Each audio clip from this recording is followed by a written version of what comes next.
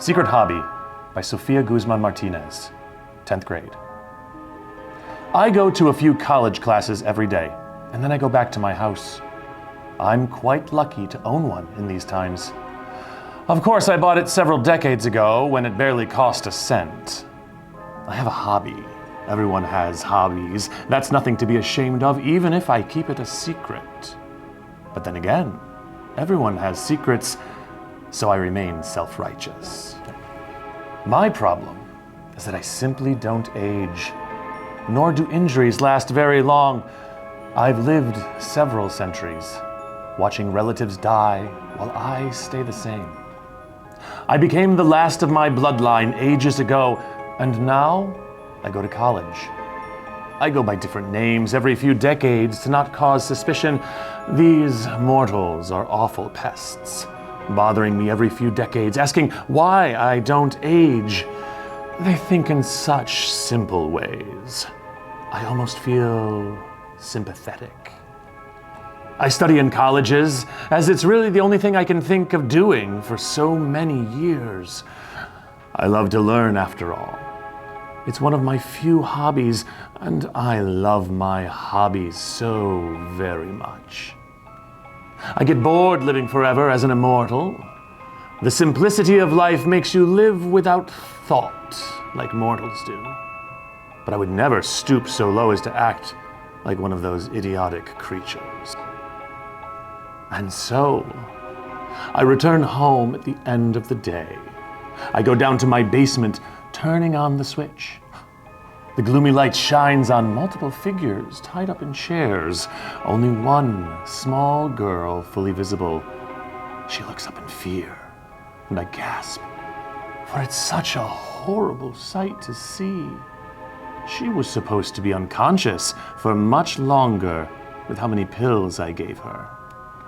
All the others remain motionless, besides the slight breaths they take. I had hoped to write down the effects of those pills with the rest of the group, but the effects of the pills will fade by then, and I know better than to record inaccurate symptoms. So I walked over to the small girl and I asked her, "How long ago did you wake up? And what did you experience?" She refused to answer, looking down at the floor. What a rotten child. Answer me! You should be more than capable of speaking. Still, she remains silent. Does she think avoiding the reality of her situation will help her? That it will give her more power than she has? How naive of her either way. I grimace at the thought of such things. Most mortals answer me easily under the effect of my pills, but it's very interesting to see how this mortal acts. Learning new things about the behaviors of mortals is why I started these experiments in the first place. I begin today with drawing blood from the small girl. Oh, I tried to be careful not to kill her, but she passed out too quickly, and I didn't get as much blood as I hoped. Mortals are so delicate. It's exasperating to see them injured. Any injuries that affect my body heal within minutes. Not that I'm clumsy enough to get them in the first place. I'm not like any lower species, such as mortals. When she finally woke up, I began extracting a few teeth. The test subject reacted very strongly to that, screaming and crying even after I was done. The poor thing even tried resisting. They really behave quite peculiar. I almost envy their thoughtless ways of living. I'm sure it would have been much easier to bear the pain if she had waited until I was done before moving around. But how entertaining her screams were. I really enjoyed myself, removing all those teeth. There were so many things I needed to do before the night ended, but she died just as I was removing one of her lungs. I only had her for a few days before she broke. They always die so fast. She begged to die so many times before that, and yet she was afraid of death when it finally took her. I stared at her lifeless corpse, alone with my thoughts. Why are they so weak? They fear death's touch even before she takes them away. What fools. Countless thoughts fill my head, ending with one. They don't deserve to live. The others are just starting to wake up. How terrible they are to interrupt my thoughts. I grab a knife from my kitchen upstairs and I watch as they wake up one by one. Even under the effects of the pills, they are all afraid of me.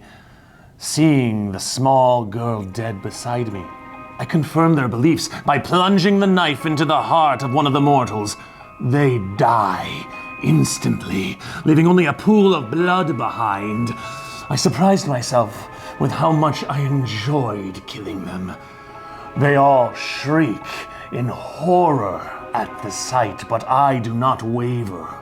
I walked over to the next victim and I raised the knife. They beg me to spare them, anything so they don't die.